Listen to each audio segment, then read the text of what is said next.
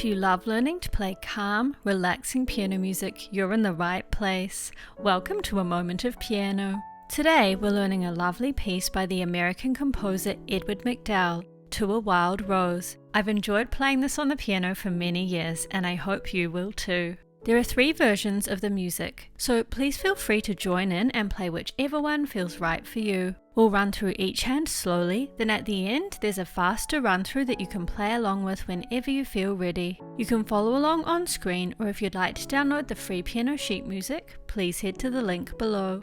Okay, let's enjoy learning this peaceful melody. We're playing in the original key of A major, which has 3 sharps. So every time we see an F, C or G note, we'll instead play their neighbours to the right, F sharp, C sharp or G sharp. And we'll see a few other sharps and natural signs along the way. Our time signature is 2-4 with just 2 crotchets or quarter notes in every bar. Here are the different note lengths we'll be playing. We have quite a lot of repetition in this piece. Before we start, you might like to take a look through the music and mark any repeated sections you notice. Okay, let's play through the right hand slowly. Feel free to play only the top notes, version 1, or learn all the notes for versions 2 or 3.